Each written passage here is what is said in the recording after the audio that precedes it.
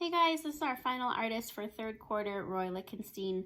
I'm going to set a 20-minute timer so we can attempt to do this project in the same amount of time the kids will have. You have plenty of options. I think we're going to try to use just regular cardstock. It's a little bit smooth like comic paper, but we can choose different paper if it doesn't work out.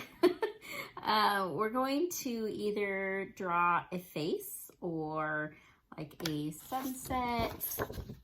You could do the easiest one. I think that I'm going to do today is kind of an explosion and a big word. So that's what I'm going with. It's great to use some onomatopoeias like pow and wham and boom. So just pick a word that you want to do, unless you have an image that you want to draw. Maybe the older kids want to draw faces. And I'm going to go with splat today, I think.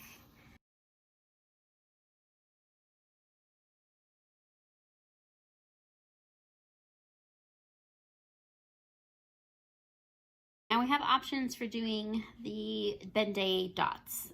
One method is to use this honeycomb ribbon. This would be similar to what printers would do back then on a much larger scale.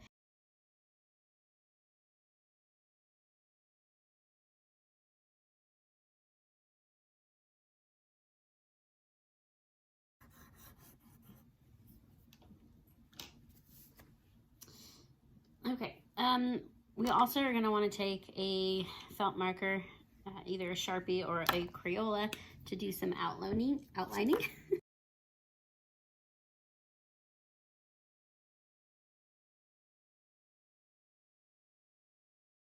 Okay, another option that is definitely time consuming, but it's very precise and perfect, is to do Q-tips with paint. Here's my same messy paint tray.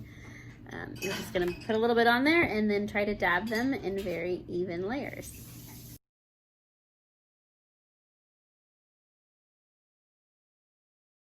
Third option for my abecedarians, if you guys want it, I got dot markers.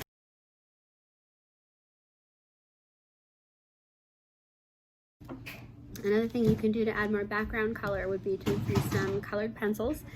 You would have to do this either after your paint dries, if you use paint, or before you do the paint, which would be smarter. So I'm going to do a little background color before I do any more painting.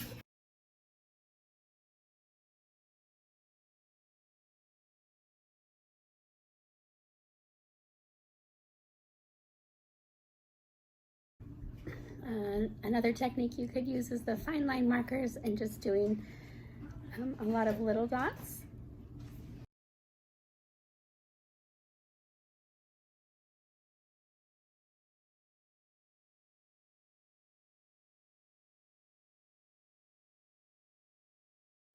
And we're going to set a 20-minute timer and see if we can attempt this project on a half sheet. I tried to do it on a full sheet, and there's definitely not enough time. We could do black lines and have them printed for the little guys if that's easier, or we can try to do some of his work like his cloud and sea, which I think might be a little bit more interesting for some of the older kids.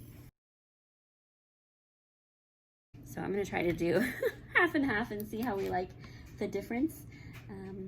In that, I'm going to do my Ben-Day dots first. To make it a little bit faster with the marker, we can do coloring with just colored pencils.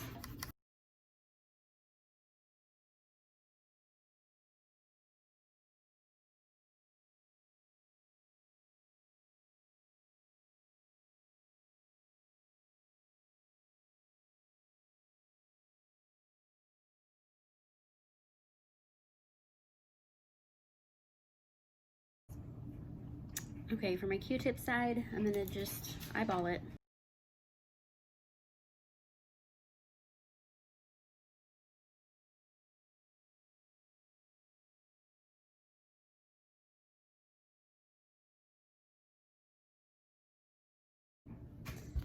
So that ended up being pretty fast. It was less than 10 minutes. I would not do both techniques. Obviously, I was trying to see which one I liked better. My verdict is that the honeycomb ribbon is more precise for your really detailed oriented students, but it also takes a lot longer. And if you move your ribbon, you risk messing up your pattern, which could really irritate some. It also gives you the flexibility to do smaller dots. And then the Q-tip was much faster, but a little bit more uneven, and you only have one size dot available. So there is an option for Lichtenstein.